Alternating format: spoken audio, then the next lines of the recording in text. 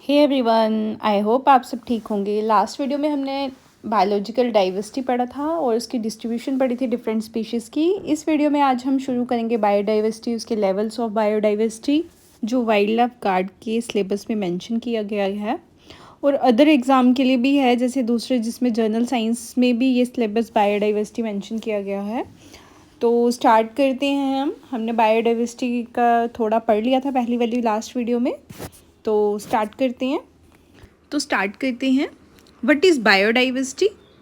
तो जो term biodiversity है, जो भी वर्ड है, ये 2 वर्ड से बना है। Bio means life and diversity means variety.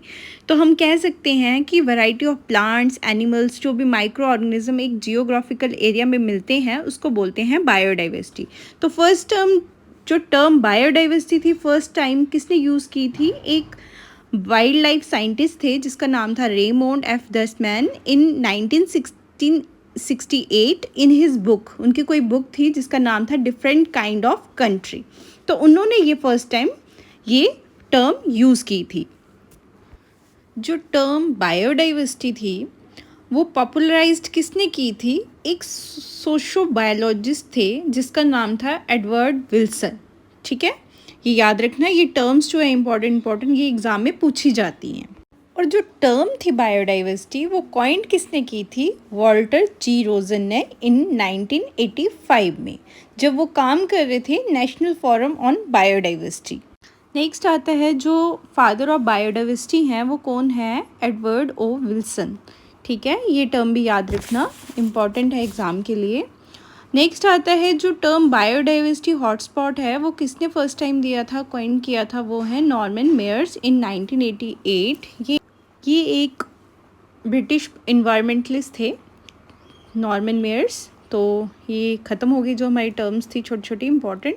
Next हम शुरू करते हैं level of biodiversity.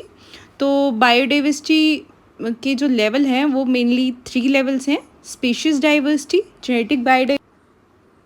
Genetic diversity, third one is community diversity. तो ये हम तीनों पढ़ेंगे वन बाय वन। तो फर्स्ट स्टार्ट करते हैं हम स्पीशीज़ डाइवर्सिटी। तो स्पीशीज़ डाइवर्सिटी क्या होती है कि जिसमें डिफरेंट स्पीशीज़ आ जाती हैं, वैरायटी आ जाती है डिफरेंट स्पीशीज़ की। उसमें एनिमल्स हो सकती हैं, प्लांट्स, फंजाई, माइक्रो ऑर्गेनिज्म, तो उसको बोलते हैं हम स्पीशीज़ डाइवर्सिटी।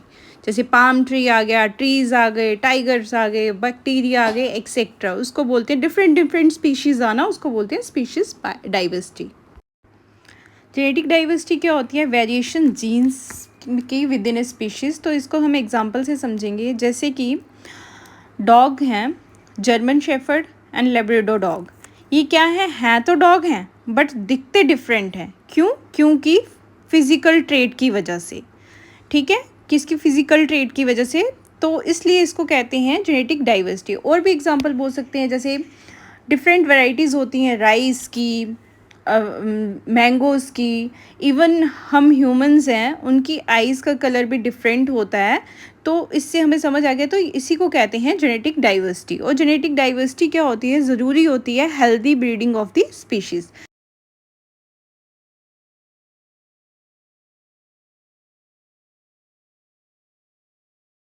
नेक्स्ट आ जाती है इकोसिस्टम और कम्युनिटी डाइवर्सिटी। तो इसमें क्या आते हैं? सारे डिफरेंट हैबिटेट्स, प्लेसेस, सब इसमें आ जाती हैं, जैसे कि ट्रॉपिकल और temperate forest, hot and cold deserts, wetlands, rivers, mountains, coral reefs etcetera इसमें आ जाते हैं। इकोसिस्टम हमें पता ही है, इकोसिस्टम क्या होती है? इंट्रैक्शन होती है बायोटिक में कौन से आते हैं? लिविंग कंपोनेंट जैसे प्लांट्स, एनिमल्स। और एबायोटिक में कौन से आते हैं? नॉन लिविंग कंपोनेंट्स कौन से आते हैं? Air, water, minerals and nutrients. तो इसके साथ ही हमारे ये जो 3 लेवल्स है बायोडाइवर्सिटी के, वो कंप्लीट हो गए। इसी के साथ हमारी बायोडाइवर्सिटी और 3 लेवल्स थे जो बायोडाइवर्सिटी के, वो ख़त्म हो गए। नेक्स्ट हम पढ़ेंगे बायोडाइवर्सिटी कंजर्वेशन मेथड्स, जिसमें क्या आएगा? Ex situ conservation, in situ, ये सब आएंगे। ठीक है, उसमें प्रोटेक्टेड एरियाज़ भी आ जाएंगे, उसमें नेशनल पार्क्स आ जाएंगे, वाइल्ड लाइफ सेंचुरीज आ जाएंगी, बायो रिजर्व्स आ जाएंगे, वो हम नेक्स्ट वीडियो में पढ़ेंगे। तो आई होप आपको मेरी वीडियो पसंद आई हो। प्लीज़ मेरे चैनल को सब्सक्राइब करें, लाइक करें, शेयर करें, कमेंट करें। Thank you so much.